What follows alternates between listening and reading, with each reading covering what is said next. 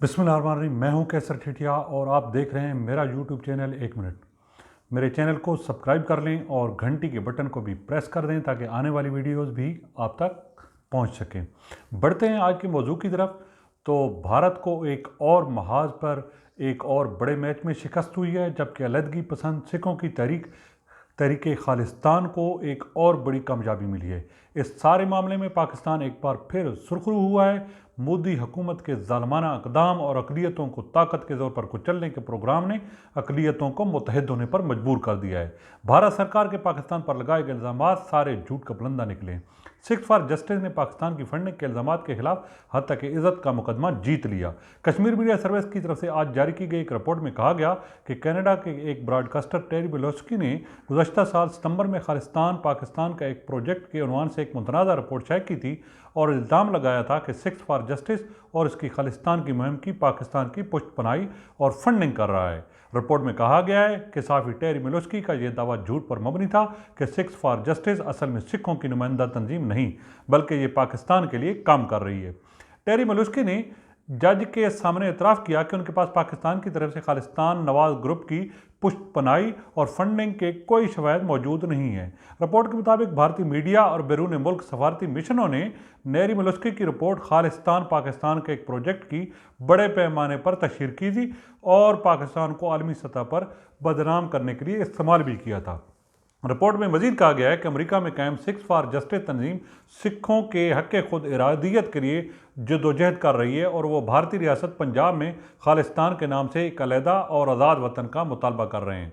आज मौजूदा दौर में बीजेपी की हुकूमत में सिखों पर मजालिम और बढ़ गए हैं। मोदी हुकूमत ने मशरक़ी पंजाब के सिख किसानों पर नए कानून के ज़रिए उनको माशी तौर पर कमज़ोर करने की कोशिश की, तो दूसरी जानिब अब सिख कौम के नौजवान आज़ादी के लिए कोशिश कर रहे हैं और उम्मीद की जा सकती है कि मुस्तकबिल में आज़ाद खालिस्तान सिख कौम का मुकद्दर होगा। सिख कौम फितरतन अमन पसंद है, लेकिन वो एक मुद्दत से जुल्म का शिकार रहे हैं।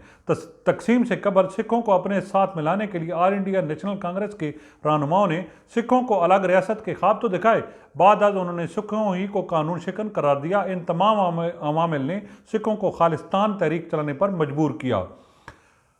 भारत से अलग करके एक आज़ाद सिख मुल्क बनाने की तहरीक खालिस्तान। भारत में सिखों के अलहदा वतन खालिस्तान के काम के लिए लंदन में 2 मुख्तलिफ मकामात पर रेफरेंडम के दूसरे मरहले का इनकाद हुआ है।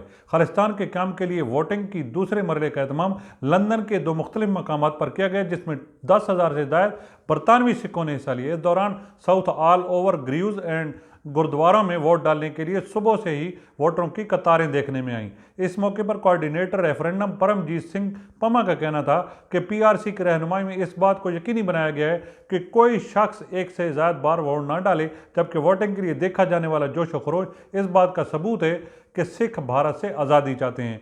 Coordinator Greaves and polling station दोपंदर सिंह ने कहा है कि रेफरेंडम में सिखों की बड़ी तादाद में शिरकत से भारत बहुत परेशान है। इधर इस रेफरेंडम से भारत भर में सफ़े मातम बिछी हुई है। भारतीय हुकाम की सिखों को वीज़े मनसूख करने की धमकियाँ मौसूल हो रही हैं। भारतीय हुकाम खालिस्तान रेफरेंडम से खौफजदा होने हैं, जिसके पेश नज़र भारतीय हुकाम सिखों को रेफरेंडम में हिस्सा लेने से रोकने के लिए NRI कार्ड और वीज़े मनसूख करने की धमकियाँ दे रहे हैं। ख्याल रहे कि रेफरेंडम का एहतमाम खालिस्तान की हामी सिखों की मारूफ पार्टी सिख फॉर जस्टिस की जानिब से किया गया, जो यूरोप, नॉर्थ अमेरिका, ऑस्ट्रेलिया और भारतीय पंजाब में भी रेफरेंडम कराना चाहती है। जबकि रेफरेंडम का आगाज़ 31 अक्टूबर को क्वीन एलिजाबेथ II सेंटर से हुआ था, जिसमें 30,000 से ज़ायद सिखों ने हिस्सा लिया। इससे कबल कनाडा में सिख फॉर जस्टिस भारत में सिखों की अलहदा वतन से मुतल्लिक मुकदमे के पहले मरहले में कामयाबी हासिल कर चुकी है। कनाडा की अदालत के फैसले में पाकिस्तान पर सिखों के रेफरेंडम कैंपेन की पुष्टपनाही का इल्ज़ाम गलत साबित हुआ था। भारत में आज़ादी की मुतअद्दिद तहरीकें हैं, लेकिन खालिस्तान की तहरीक ज़्यादा ज़ोर पर है। भारत सरकार मुसलसल मज़ालिम और सिखों की नस्ल कशी के बावजूद सिख जवान पहले से ज़्यादा जज्बे के साथ आगे बढ़ रहे हैं, जबकि भारत को मकामी और बैनुल-अक़वामी सतह पर मुँह की खानी पड़ी है। मोदी हुकूमत के ज़ालमाना इक़दाम अक़लियतों को ताकत के ज़ोर पर कुचलने के प्रोग्राम के बाद भारत में मौजूद तमाम अक़लियतें अब एक ही पेज पर मुत्तफ़िक़ और मुत्तहिद नज़र आती हैं। भारत से आज़ादी हासिल करने के लिए तमाम अक़लियतें अब एक ही सफ़े पर नज़र आती हैं।